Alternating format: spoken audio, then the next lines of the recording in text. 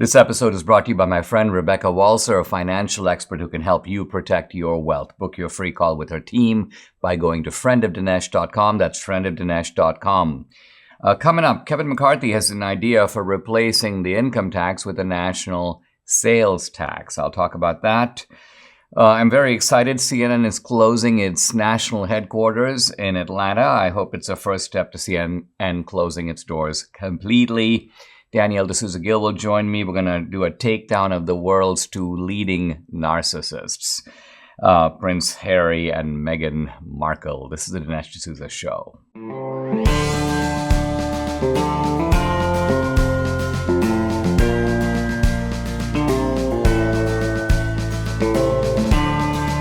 America needs this voice.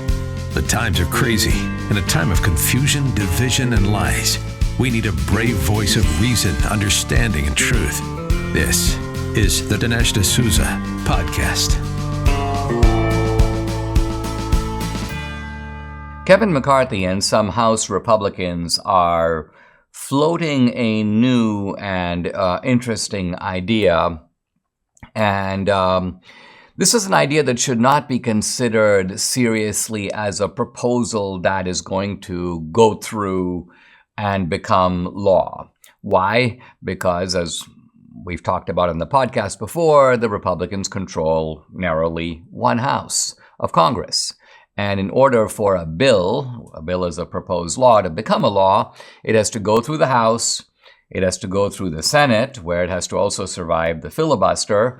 It has to pass both houses of Congress and then be signed by the president. Now, normally there's one more step that should be added. It has to be upheld as constitutional by the Supreme Court, because these days all important legislation is challenged on the grounds of its constitutionality. So what is Kevin McCarthy's proposal good for? What's its point? Well, I think its point is to put something on the agenda, to make it part of the Republican framework, the Republican vision for how to fix America, and ultimately the Republican platform in 2024. So this is an idea that is worth considering. It's called a fair tax, and it would abolish the current tax system. Basically, no more income tax. It would abolish, in effect, the IRS. Why? Because the IRS is needed to administer this rather complex system of taxation we have now. So it would get rid of that. And it would impose an across-the-board sales tax. So what's a sales tax? Well, a sales tax is sometimes also known as a consumption tax. When you buy stuff, you would pay a tax that would be added on to the price of the product. Now, think of the difference between an income tax and a sales tax. An income tax kicks in when you earn the money. So you make $100 and the government will take 10 or 20 or the highest marginal tax rate, about 38%. So at the highest level, the government is taking 38 cents on the dollar and giving you basically 62 cents to keep. The thing that is being taxed is your productivity, your work. In some ways, you can see why a sales tax is more appealing in principle, because it's not taxing productivity. It's not taxing your work. It's taxing your consumption or your spending. In fact, it's providing an incentive for you not to spend the money, but to save the money. Why? Because if you save the money, you're taxed zero. You're allowed to save all the money. So let's just say, for example, you have $1 and you can either spend it or you can save it. Well, if you save it, you've saved $1. But if you spend $1, you're gonna only be able to buy a product that's worth about 70 cents. Why? Because there'll be a 30% sales tax on top of that. In fact, that would be the only main tax of the government would be levying in a replacement for the income tax. So on everything you buy, you'd have to sort of add a 30% price tag. Now, this is a big price tag, and obviously people would feel it because, hey, you buy a car for $30,000, you add 30% of that, that's almost $10,000 added to the price. You go buy milk and it's what, $2.50? You got to add 30% to that, so it's going to be about $3.25. So this is not to say that people wouldn't feel it, but guess what? You get to save all that money on the income side. And so, for example, you kind of have a choice here. Let's just say you make $100,000. Right now, out of the $100,000, you probably get to keep around 82 or 83. I'm guessing that on average, you'll pay about a 17 to 20% income tax. On the other hand, you can keep the full 100 and pay a 30% sales tax. Now, very interestingly, we have two extremes here. The progressive income tax, which is what we have now, is a tax that penalizes the wealthy because the wealthy pay more. I personally would favor a flat tax of somewhere in the range of 12 to 15%. Again, this would also get rid of the IRS, by the way. Why? Because you'd have a simple postcard. This is how much money you made. Calculate 15%, send it in. End of story. You would simply need a very minimal administration for that. But that's progressive. Now, sales taxes tend to be regressive. They tend to fall a little heavier on the poor and the middle class. Why? Because the poor and the middle class spend a higher percentage of their income on consumption. So I'm not trying to sort of adjudicate Kevin McCarthy's proposal. I'm not saying at this point whether I'm for or against it. I've just tried in this segment to explain it a little bit to show what it would do. And you can sort of run the math in your own head and ask yourself, at this point, don't worry about whether the tax is good for the country or not. You can just sort of run a little bit of math and ask the question, would this sort of a shift, a move from an income tax to a sales tax, be good for me? Here's a great way to make sure you sleep like a baby in 2023. MyPillow pillows and MyPillow Dream bed sheets. Now, Mike Lindell is running a sale on the Giza Dream bed sheets. They're as low as $29.99. Mike promises the first night you sleep in these sheets, you're never going to want to sleep on anything else. The Giza Dream bed sheets are made with the world's best cotton called Giza. It's long staple cotton, which makes it ultra soft and breathable. The sateen weave gives the sheets a luxurious finish, available in multiple colors, styles, and sizes, machine washable and durable, 10-year warranty, 60-day money-back guarantee. So go ahead, call 800-876-0227. That number again, 800-876-0227, or go to mypillow.com. Make sure to use the promo code. That's DINESH, Dinesh. For many years, in fact, for several decades, the CNN headquarters in Atlanta has been a kind of totemic symbol of the power of cable television. I mean, let's think back when CNN first started. There was really only one 24-hour news network. There were the three major networks, and then there were other TV stations devoted to movies and music and other lifestyle type of things. But in terms of news, CNN was all there was. And honestly, CNN was very good in those days because its approach was kind of a just the news, ma'am. It will tell you what's happening around the world. And in fact, we will dispatch people to some of the far corners of the world, which are normally not reported or very poorly reported. In fact, in the earlier days, I remember I would have to go to the BBC or go to foreign news outlets to find out what's happening in other countries because there was no good reporting coming from the United States. Now, on the print side, the New York Times was the undisputed sort of champion of international reporting. But in terms of television, CNN was it. CNN was the standard, and there was really no competition. Now, over the years, CNN changed. CNN basically burned its old brand. CNN, particularly under Jeff Zucker, became a kind of sham network. It became a grossly partisan, ideological kind of hatchet man enterprise. Essentially, everything that the Democrats said was good and true and beautiful, and everything the Republicans said was horrible and awful. And this tendency, which actually preceded Trump, it was happening even before Trump, but it reached its sort of ugly zenith under Trump. CNN essentially abandoned all pretense of objectivity. They began to put on a host of characters, many of them, by the way, still at CNN, who are just sort of laughable individuals. I mean, low room temperature IQ people, Joy Reid, people like Rachel Maddow.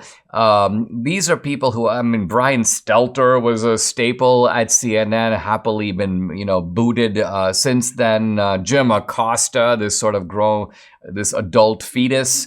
I mean, you have all these sort of peculiar familiar characters giving us this painful drumbeat. And you know what? Finally, the market said no. The market said enough. And what I mean is people just stopped watching.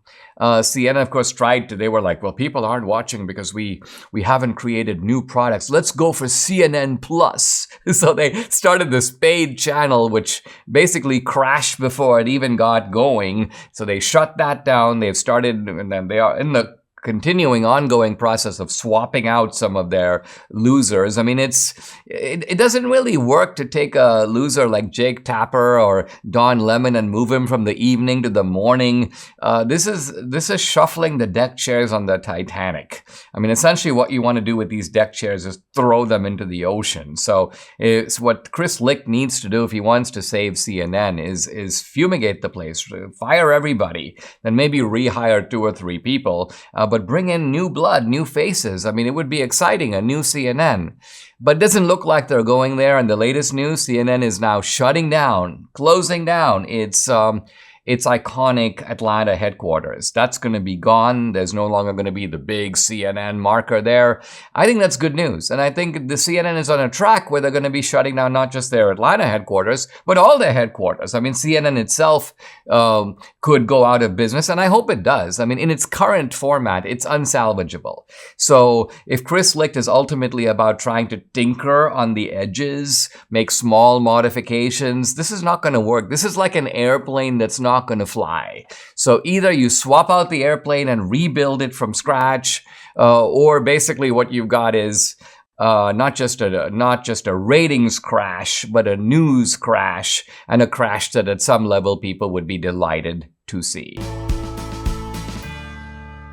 You know what the phrase fresh start means, right? It means an opportunity to begin something again. And we all need a fresh start in our eating habits. I mean, how many times last year did you say to yourself, I need to start eating better? Well, eating the right amount of fruits and veggies every day is almost impossible. So here's a more convenient way for you to make that fresh start with Balance of Nature. Now, sourced from 31 whole fruits and vegetables, you'll get maximum nutrition with their star product, which is this. Fruits and veggies in a capsule. Debbie and I take them every day. I want you to do so as well. Right now, take advantage of Balance of Nature's New Year's offer. Get $25 off plus free fiber and spice with your first preferred order of fruits and veggies when you use discount code AMERICA. This offer can end at any time, so act now. Call 800-246-8751. That's 800-246-8751. Or go to balanceofnature.com. Use discount code AMERICA. Guys, it's always a delight for me to bring on to the podcast my daughter, Danielle D'Souza Gill. She's the host, of course, of Counterculture with Danielle D'Souza Gill on Epic TV. She's also the author of both the book Why God, as well as her book on abortion. And we chat sometimes about a topic that I want to focus on today, which is the public fascination with the royals in Britain, and also, well, let's call it the royal clash that seems to be brewing between Harry and Meghan Markle on the one side and the rest of the family on the other. Danielle, welcome to the podcast. I got to say, you're a bit of a royals watcher, and I'm not. So you're usually my source of information on this intrigue. And it's a fascinating story, but let's begin by talking about why you think that this topic, the topic of the royal family, it seems to be something that mesmerizes not only people in Great Britain, but around the world. Why do you think that is? Yeah, well, I think they've really become worldwide celebrities because they're kind of the last vestige of old traditional things, and they also get to be real life princesses and princes and kings and queens and travel all over the world and have, massive weddings that are televised in most countries, and they get to just do things that other people wouldn't normally get to do. And I think even just Hollywood celebrities find fascination with them. at a lot of the royal weddings, like Oprah would go or some other famous actor, the Clooneys, people like that. And so they feel like the royals are really cool to associate with in some way. We don't really have that in America. I guess maybe the Kennedys, if there's a fascination there, but it's not really the same level because we have more of a society that's just not rooted in monarchy in that way. So I think for them, it's just kind of this tradition, and some of the people who are more monarchists, I guess, like the monarchy, but I think other people just follow it because they're kind of interesting celebrities. I mean, I think when people think about monarchy, it's difficult for people to realize what monarchy actually meant in the ancient world. I mean, we have nothing, even if you take the world's richest people today, a Bill Gates or an Elon Musk. I mean, by and large, if you go into a wealthy neighborhood, Bill Gates could probably buy 24 houses or 4 houses in that neighborhood. But Bill Gates couldn't, with all his wealth, buy even a small town. On the other hand, you had monarchs that ruled over countries, nations, and in a sense, they owned everything. All the land was, in a sense, owned by the monarch. You could occupy it, but you were occupying it the same way you or I might occupy seats in a theater. People lived at the behest of the monarch. Now, they didn't have technology, and so they were limited in some ways. They sometimes depended upon dukes and earls to supply armies. So monarchs had certain limitations, but that kind of power is I think hard to comprehend today. Now, not to mention the prestige of it, the idea that even being in the monarch's presence was something that was spectacular. We don't have that today. So the monarchy today appears to be what? Is it symbolic? Is it a tourist attraction? Is it merely another form of celebrity?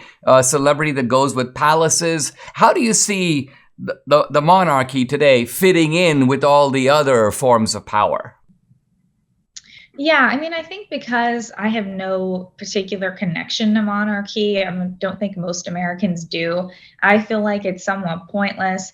So I guess I would say it's mostly about tourism, but I think someone maybe like Piers Morgan, who's more sees it as a point of national pride because of the tradition of the country and because of just their kind of national identity. So I think there's some kind of tradition there, but they definitely don't have the power they used to. They're not actually, making policy. I think even just the fact that Charles's coronation isn't until, months from now when Queen Elizabeth died last summer shows that, in the past, if a king had died, like the next person would have stepped up immediately because there'd be a void of power. Other nations would come attack you. So he's not really the king. I mean, I guess he will be, but obviously he doesn't run the country. They do more charity events and things like that. So I don't really find it, them to be particularly powerful politically. Also, they stay away from politics usually. Aside from Harry and Meghan, for the most part, they try to keep things somewhat neutral. They don't really rock the boat. So they're not politicians. They don't do things like that. There are definitely people who are more, I think, something lost kind of from old, and now they're kind of transitioning to celebrities. And so it's more of maybe just if you think it's part of like Britain's culture, then you might support it. But I think some people, that's why they have a fascination with it in Britain.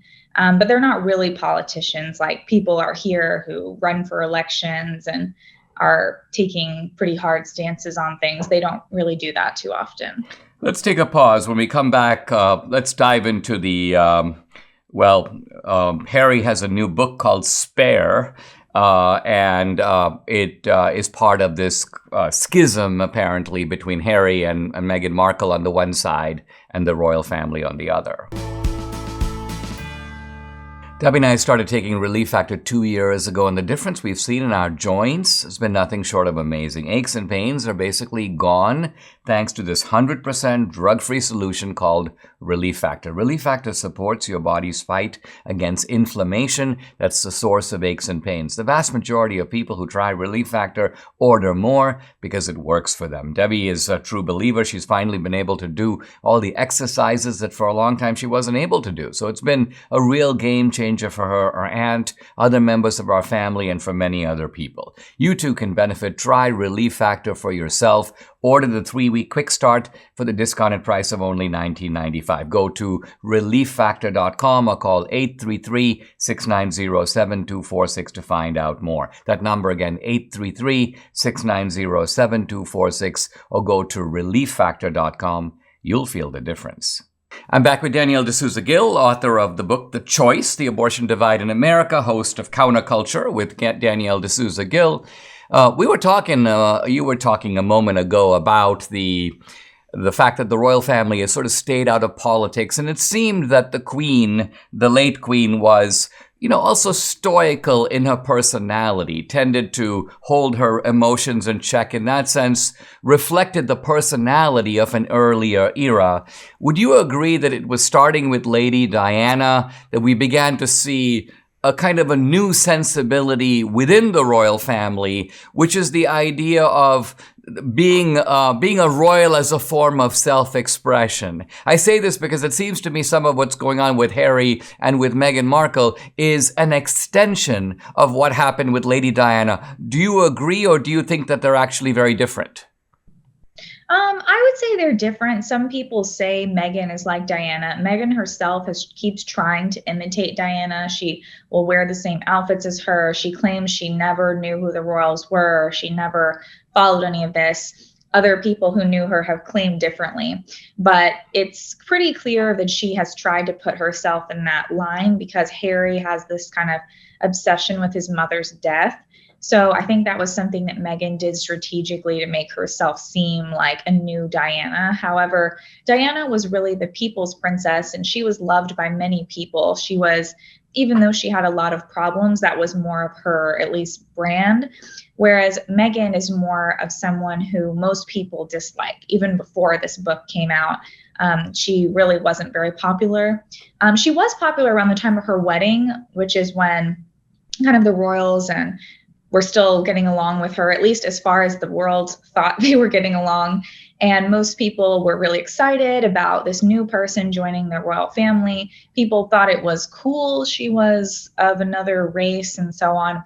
And so I think only really after that, after Meghan joined the royal family, did her popularity go down as soon as she kind of started acting in ways that were diva-esque, like things were released from her staff about her kind of being abusive towards them, other people. And then I think the pattern just continued of her sort of acting in that entitled way, which isn't really how the royals should behave. They're supposed to be public servants and people who dedicate their lives to, serving the people, as opposed to making everything about these sort of petty squabbles. And one of the first ones she aired was this squabble she had with Kate Middleton over Princess Charlotte's dresses. It's just really silly things like that.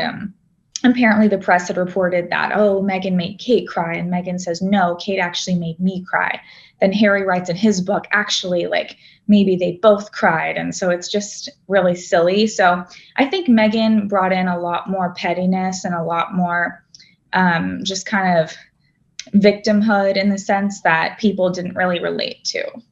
I mean, it seems like Harry buys completely into Meghan's victimhood narrative. He seems him to be almost like the defender of that narrative in the latest book. Although I've seen some indications also on social media that sort of Harry is a beta male who's kind of under Meghan Markle's control, that she kind of elbows him, she wants to go in front of him, he needs to step to the back. Do you think that Harry is sort of willingly embracing the narrative, or do you think that Harry has basically been, you would almost call pistol whipped by Meghan Markle into a certain kind of degrading submission?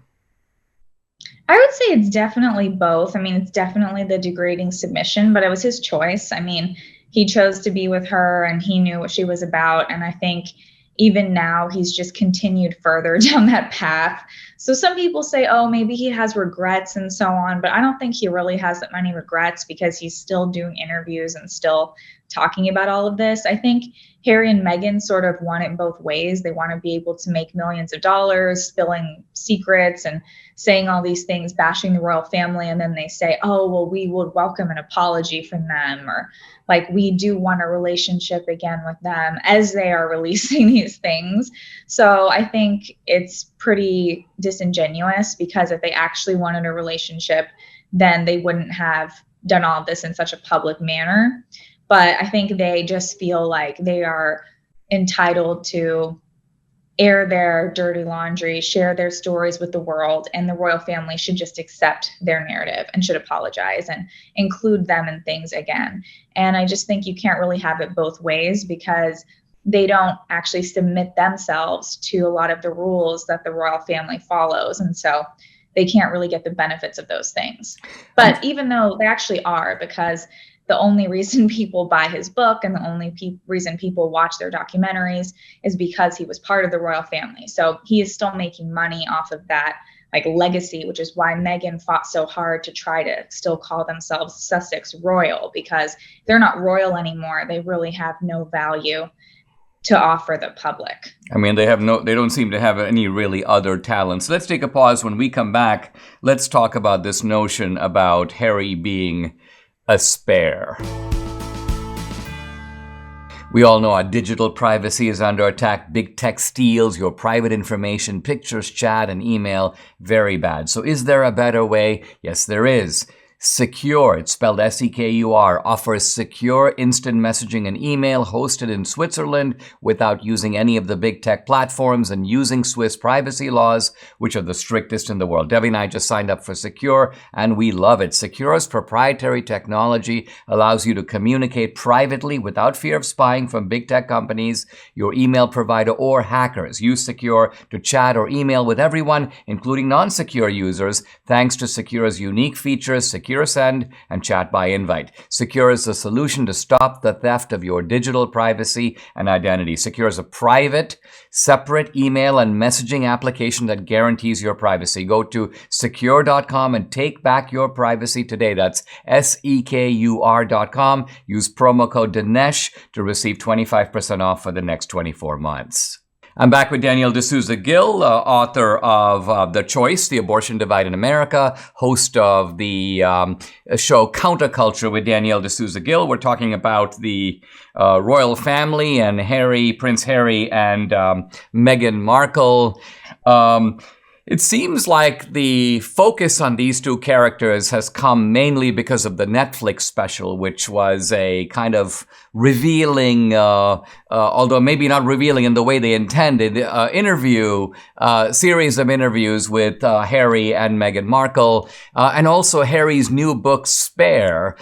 Can you, first of all, am I right in assuming that the title Spare is an implication that Harry is referring to the fact that sort of his brother is the first in line, he's the real deal, he's the legitimate heir, and Harry is kind of the spare? I mean, Harry makes some pretty wild accusations in his book Spare, which is the only reason that it's apparently the #1 selling book in the Guinness World Records, beating Obama to sell the most number of copies in the first day it was released. And it's not because he decided to share some childhood memories of, playing in some kind of field in England. It's because he wanted to really spill a lot of tea on the British family. So some of the main accusations he made were William and him got into a physical fight. William, grabbed him by the collar, threw him on the ground, and he cut his back on a dog bowl. He claims that, Charles, when he was young, said, "Oh, Diana, thanks for giving me a spare. Harry's my spare." He makes claims about Camilla, kind of being evil stepmother. He makes claims about Kate Middleton, mostly regarding her fights with Meghan, basically how Meghan was the good one and Kate was kind of, the dumb one or something. And so he's very into kind of doing these personal jabs at each person, which is why so many people have been intrigued by the book and have been buying the book because they want to see what's in it. So him and I guess his ghostwriter, who also wrote Andre Agassi's book as a ghostwriter, knows like what sells. And so that's why he has all of these like references to his Todger, his down there area. He mentions it, I think, at least 15 times. He even talks about it, being frozen, like all these things. So I think the author knew like what is going to sell in a book, and that's kind of making things very explosive. So Spare is mostly kind of that. And I would say the Netflix documentary is a little bit more of Harry and Meghan doing damage control because they're so hated.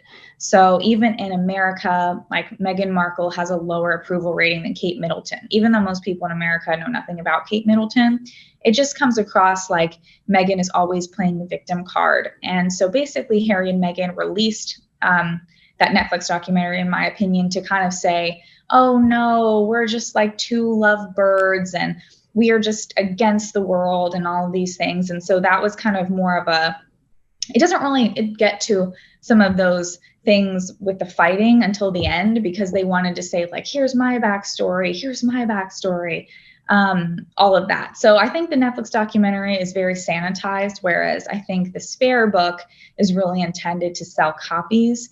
And so I obviously don't recommend watching or buying either of them, but to just hear about what's in them from things like this, because why would you want to buy one of these things? So no, I think that they've made millions and millions of dollars, I think in the $135 million range, because they have a Spotify deal, they have a multi-year Netflix deal, obviously the book deal. So they're really the ones who are making off with a lot of money from doing these accusations. And if they do any more projects, this is really the only topic they have to discuss. Yeah, that's a great point. I mean, they need the salacious accusations in order to keep the book selling, for example. But like you say, if they really cut off ties with the royal family, if Prince Harry ceased to be Prince anything and was just Harry, then people would ask, well, what do you bring to the table? What do you know, or what can you do? So this is what strikes me is this is such an anti-meritocratic enterprise. You've got two people who are complete duds. I mean, Meghan Markle tried to make it as an actress, complete failure. So they figured out that they have to navigate in the world, and they're doing so in a very cunning and treacherous way, in which they convert the smallest of slights. I mean, let's say Prince William wrestled him to the ground. So what? I mean, imagine if you or I were to take our childhoods and begin to start reciting every little thing. So they convert small episodes into large things. Really what they're claiming is special treatment from beginning to end, aren't they? Absolutely. And there are actually people who are biographers who specialize in this subject. So Tom Bauer, who I've listened to, claims that the dog bowl story is actually made up because they do not have metal dog bowls, apparently, according to his research. And Harry was claiming that the metal went into his back.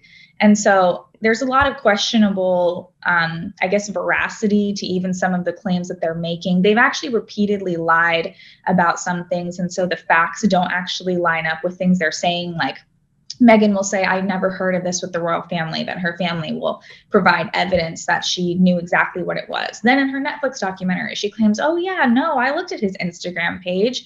And so I think it's just a constant web of lies that they get lost in telling. So in 1 second, it's like, no, we were just these kinds of victims. Then it was, no, we actually had a behind the scenes fight with them. Then it's, so I think the story continues to change.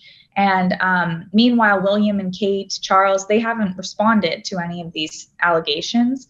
So we're only hearing one side of the story. And I think they feel like they can't respond because that pulls them into kind of this pit of mudslinging and fighting. And so how do you even respond? You go through each and every lie that Harry and Meghan have told. How do you even go down that road? So I think they're trying to take the never complain, never explain route. But I do think that they should not be invited to things with the royal family anymore because even if you take what Harry has said at face value, if you are William and think he's going to attack you, why would you want to go to these things with him? Well, they want to go to it with him because it makes them relevant and they want to be famous.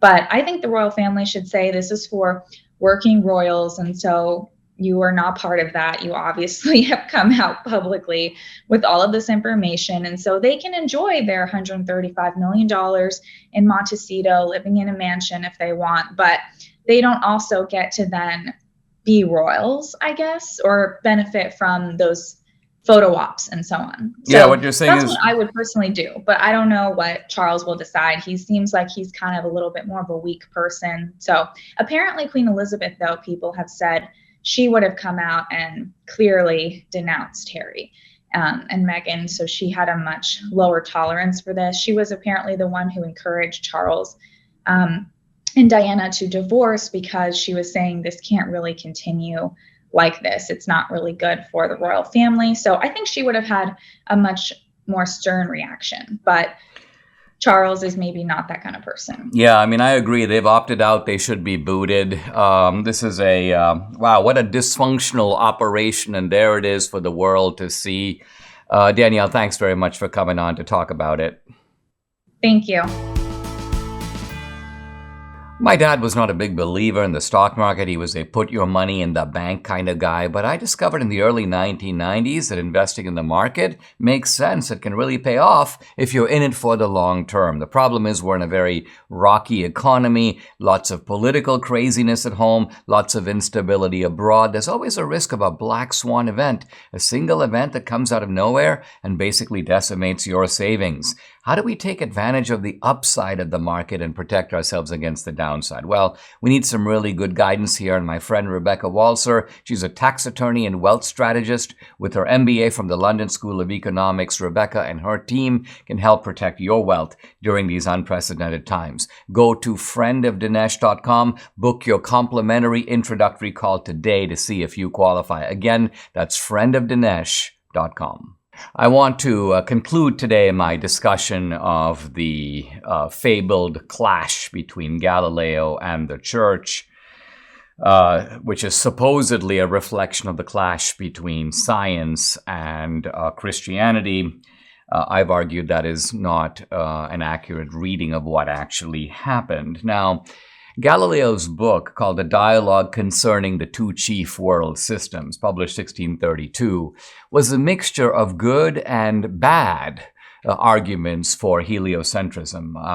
As I mentioned on Friday, Galileo falsely argued that the motion of the tides, the fact that the water goes back and forth, is a proof that the Earth is going around the sun, because supposedly as the Earth moves around the sun, it sloshes around the water in the oceans. This is, by the way, flat out wrong.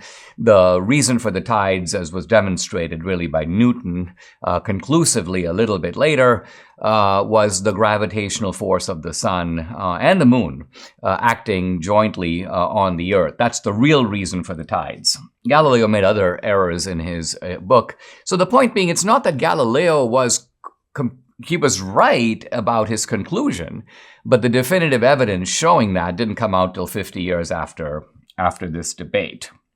Now, why did the church sort of go after Galileo? Why did they make an example out of him? It's pretty unique, to be honest. It's the only case in the entire history of Christianity where the church, Catholic or Protestant, has targeted a scientist or has taken on any particular scientific theory. It's only happened once. And so for people who think, wow, there's been this ongoing clash between science and religion, you should be able to find 15 examples of the church going after scientists, denouncing various valid scientific theories, but you can't. You only have one case. And this case alone as well doesn't really prove the point either. Now, one of the problems for Galileo was that he didn't just stay with his scientific theory.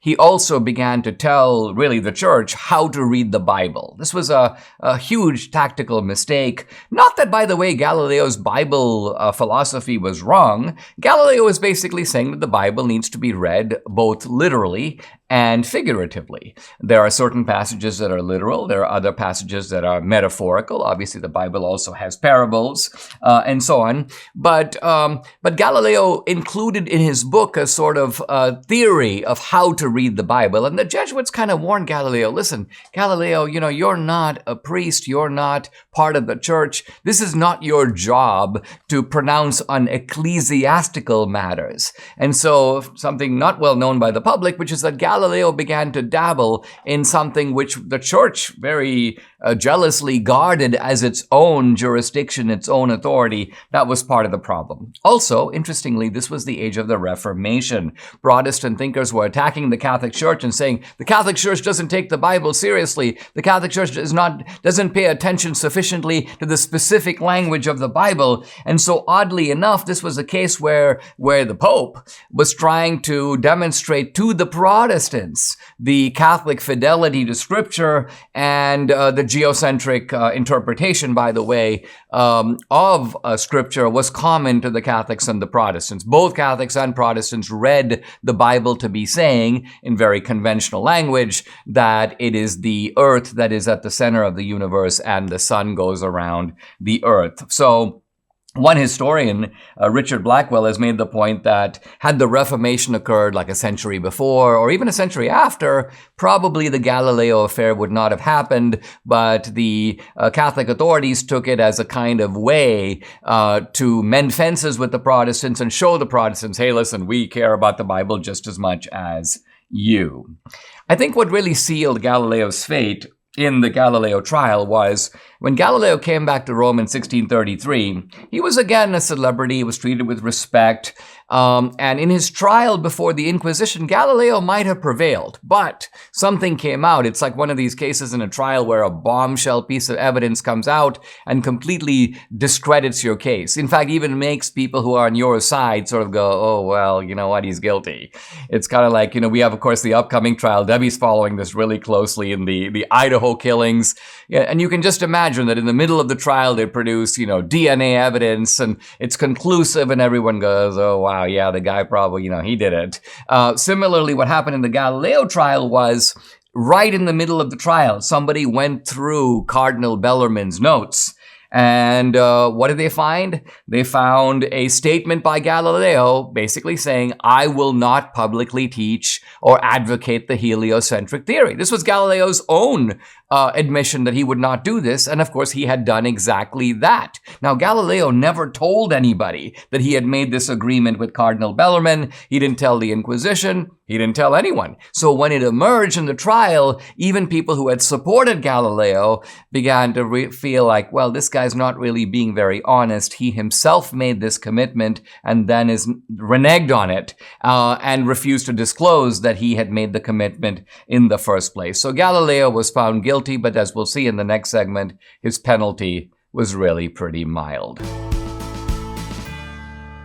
I'm completing my discussion of the Galileo case. Galileo was found guilty by the Inquisition, guilty of dishonesty, guilty of advocating for the heliocentric theory when he himself had made an agreement that he would not do it. And people told Galileo, listen, just, plead contrition. Tell him you're sorry you did it. You shouldn't have done it. Galileo refused. In fact, Galileo went before the Inquisition and said in his sort of sentencing period, quote, I have neither maintained nor defended in that book the opinion that the earth moves and that the sun is stationary, but have rather demonstrated the opposite of the Copernican opinion and shown that the arguments of Copernicus are weak and not conclusive. Now, this is dishonest.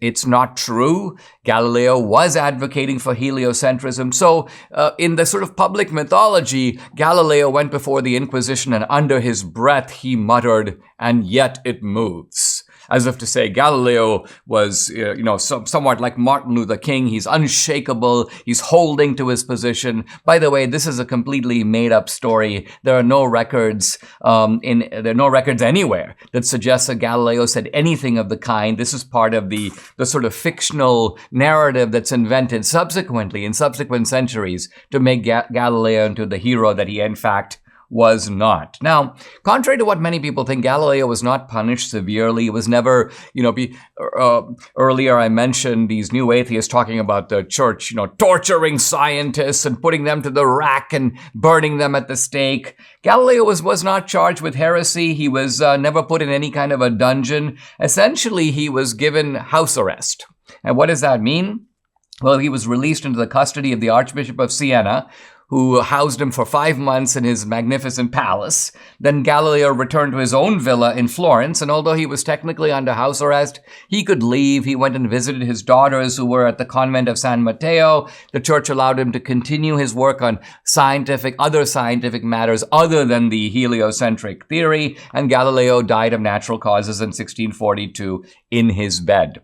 As I mentioned, in subsequent decades, this is a fact, by the way, that Thomas Kuhn points out, in subsequent decades, the evidence for heliocentrism became stronger and stronger, and essentially it became a completely accepted theory. So what do we conclude from all this? Well, the traditional picture of Galileo as some kind of martyr to intellectual freedom, victim of church torture. I'm quoting now historian Gary Ferngren. This quote has been demonstrated to be little more than a caricature. In fact, another historian, Thomas Lussell, says that the Galileo episode is actually a momentary disruption in an otherwise very harmonious relationship between Christianity and science. In other words, the church was working cooperatively with science. Most scientists had some affiliation really with the church hierarchy. Many of them were either Catholic priests or in some cases they were Protestant clergymen. Darwin, by the way, very interestingly at one point thought about becoming a clergyman. Obviously, Darwin didn't see any radical conflict between serving in the clergy and doing his scientific work. In fact, Darwin thought that because the clergy only works sort of once a week, he'd have plenty of time to do his work in biology and in the natural sciences. So the dispute between that we see here was not really a dispute between religion and science, but between the new science, heliocentrism, and the science of the previous generation. Now, this is, by the way, not unusual. It is normal for a new scientific theory to come along, to challenge an existing one. The existing one has got some things going for it. In fact, it seems empirically, experimentally to work, and this was true of the geocentric theory. The new theory offers problems for the old theory. Hey, wait a minute. Why is it the case that you've got these moons of Venus? Why is it the case that we see spots on the sun? Galileo's new telescopes create problems for the geocentric theory, and yet people are reluctant, particularly the older generation, reluctant to sort of throw over the old theory. They're like, well, maybe there's some explanation for these things that could be reconciled with the geocentric theory, and it's only as the evidence accumulates that a new generation of young scientists and naturalists comes along and they go, well, on the balance, it seems like this new theory has a lot more going for it. That's, by the way, the same way in which the Einsteinian theories, the special theory of relativity, 1905, and later the general theory of relativity, how did those replace the Newtonian framework? Again, it was not immediate. It was over time, and once there was experimental confirmation of Einstein's theories, people began to see not that Newton's theories were wrong, but that they fit into a larger framework that was now provided by Einstein.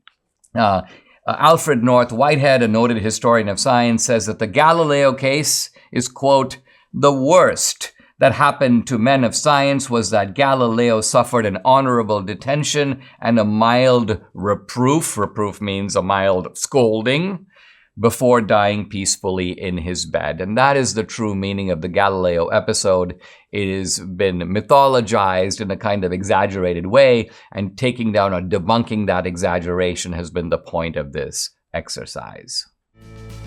Subscribe to the Dinesh D'Souza podcast on Apple, Google, and Spotify, or watch on Rumble, YouTube, and SalemNow.com.